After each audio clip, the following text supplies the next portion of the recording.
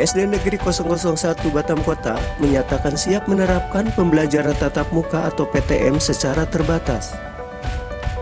Untuk persiapan penerapan pembelajaran tatap muka sekolah yang berlokasi di Simpang Kuda ini, pihak sekolah telah menyiapkan sarana dan prasarana yang disyaratkan 6 checklist SKB 4 Menteri. Di antaranya, tandon air untuk cuci tangan siswa ditempatkan di muka gerbang sekolah dan di beberapa titik untuk memudahkan siswa cuci tangan agar tidak berdesakan atau antrian panjang. Selain itu, wastafel cuci tangan juga disiapkan mencapai 17 unit yang ditempatkan pada masing-masing pintu masuk ruang kelas. Wastafel ini telah dilengkapi dengan hand sanitizer yang dipasang di dekat pintu masuk kelas. Sarana lainnya berupa alat termograf untuk mengukur suhu tubuh siswa. Ruang UKS dilengkapi dengan P3K dan obat-obat lainnya untuk mengantisipasi bila mana terjadi ada siswa yang demam ataupun sakit. Kepala Sekolah SD 001 Batam Kota, Yani Sarman SPDMM, mengklaim bahwa protokol kesehatan yang disediakan sekolahnya cukup lengkap. Bahkan ruang kelas, kata Yenri, dari mulai sekarang telah dilakukan penyemprotan dengan disinfektan supaya ketika digunakan siswa ruang kelas itu benar-benar telah steril. Selain penyediaan sarana dan prasarana prokes, pihaknya juga telah menjalin kerjasama dengan puskesmas dan membentuk tim gugus prokes sekolah.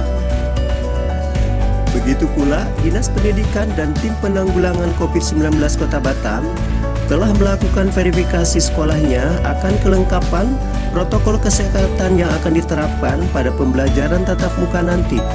Pembelajaran tatap muka, seperti apa sih Pak persiapan yang kita lakukan mengenai prokes yang akan kita terapkan di sekolah kita ini? Baik, terima kasih. Untuk persiapan kita, alhamdulillah sudah cukup matang.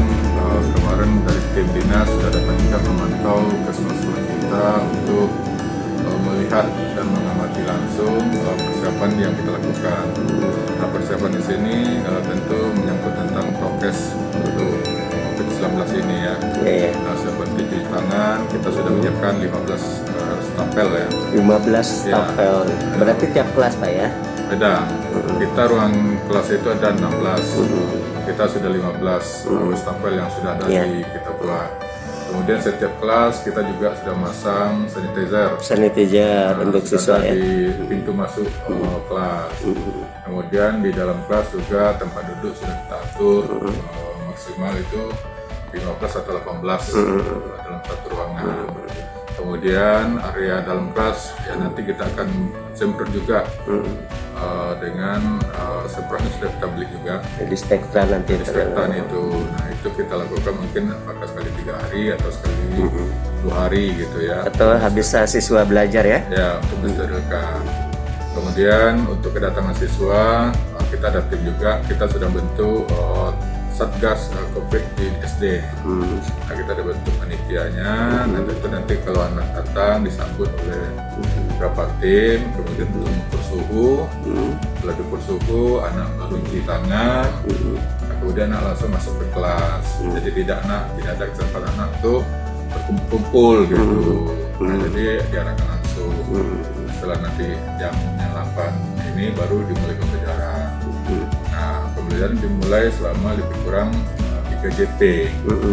3 JP itu kalau dialokasikan waktu 1 JP kan 30 ya. Berarti 3 JP itu ada 1,5 jam. Jadi dipikirkan jam 9:30 anak sudah selesai gitu ya, tidak pulang. Kemudian diminta juga orang tua untuk menjemput langsung. Jemput langsung ya? Ya, jadi anak tidak ada juga menunggu. Ya betul. Nah, di sini kita sudah ada pemetaan kemarin kebutuhan anak untuk yang jalan kaki berapa orang, yang pakai oplet kita ke sini nggak ada. Yang pakai apa tuh bus ya, nggak ada. Di sini kebanyakan dijemput orang tua langsung pakai kendaraan, motor lah gitu kan. Itu anak kita yang dekat di sini yang dekat rumah, ya dekat lingkungan sekolah ya. Lingkungan sekolah itu kebanyakan anak jalan kaki gitu ya. Jadi tidak ada kesempatan untuk ya ngumpul-ngumpul bareng lah gitu. Iya.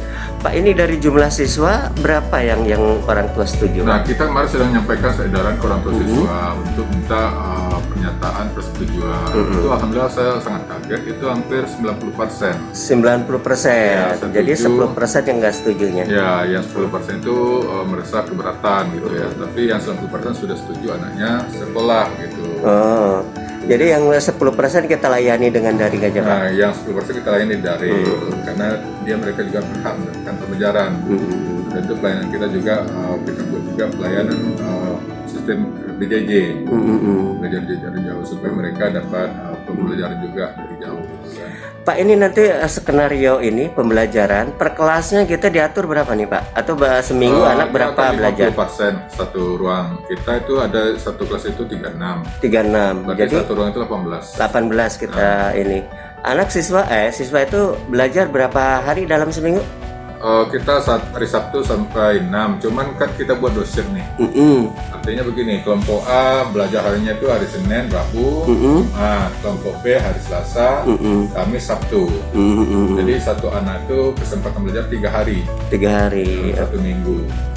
Pak, ini ada rasa kekhawatiran nggak nanti kalau ketika pembelajaran ini diberlakukan sementara masih pandemi, takutnya ada klaster-klaster baru gitu di sekolah? Ya, mudah-mudahan dengan kita melakukan prokes yang ketat, insya Allah saya yakin kita terhindar lah. Terhindar Karena gitu. kita tetap waspada ya. Ya, walaupun sekarang ini sudah menurun, sudah melantai, namun kita tetap Waspada tetap ya. dan menjaga lebih hati-hati.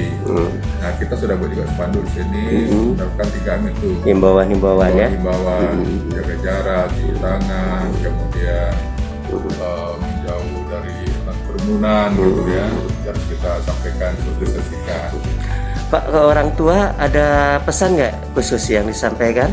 Ya, kalau pesan orang tua pada kita ya tetap ini aja, waspada. Melaksanakan kegiatan ini, ya pelaksanaan protokol kesehatan tetap lebih ketat gitu kan, supaya anaknya terjamin gitu. Insya Allah kami sanggupi gitu ya. Dan mungkin tayangan ini punya salah satu ini ya pembuktian bahwa kita tuh udah sarana prasarana udah sesuai dengan checklist 4 menteri itu, Pak ya. Iya. Nah, kemarin kan tim dari dinas sudah datang nih, puskesmas pun sudah turun, kemudian polsek, kodim, udah verifikasi ya. Nah, kemarin sudah datang, ramai datang ke sekolah untuk melihat kondisi sekolah kita. Dan kita udah kerjasama dengan prokesnya dengan puskesmas, Pak ya. Kita sudah kerjasama, sudah MOU lah dengan puskesmas. Oke, terakhir himbauan kepada orang tua sendiri, Pak. Ya, himbauan kepada orang tua, mari tetap semangat untuk menghadapi corona ini dengan patah semangat, ya tetap kita hadapi dengan jiwa yang semangat, dengan cara tetap anak kita belajar dengan melaksanakan prokes yang lebih ketat gitu, supaya terhindar dari corona gitu. Dan anak diantar ya ke sekolah. Ya, kita mengimbau kepada orang tua antar jemput itu harus waktunya on time, artinya On pas time. gitu. Agar anak nggak Kita berkumpul. contoh umpamanya anak masuk kelas itu pukul 7.30 umpamanya. Nah, diantar itu mungkin 7.25 atau 7.20 supaya nanti anak begitu datang langsung masuk ke kelas. Jadi tidak ada lagi kesempatan mereka untuk di halaman ngumpul rame-rame itu gitu. Oke. Oke, terima kasih banyak Pak Yenri Sama-sama. atas informasinya. Assalamualaikum warahmatullahi wabarakatuh. Waalaikumsalam warahmatullahi wabarakatuh. Begitu pula dengan tenaga pengajar sudah siap dengan segala materi yang akan disampaikan pada pembelajaran tatap muka nanti. Untuk persiapannya Pak, karena kita kemarin ini kan daring, kita akan mempersiapkan administrasi pun seperti tatap muka juga berarti ya Pak ya, seperti administrasi RPP kita, apa yang harus kita adakan itu berarti kita sudah harus siapkan. Bu, nggak khawatir Bu? Nggak khawatir khawatir tentang kesehatan COVID kita, atau apa gitu? mungkin kalau khawatirnya sih Pak, namanya manusia dan juga Kita berusaha ya. Kita percaya diri aja Pak.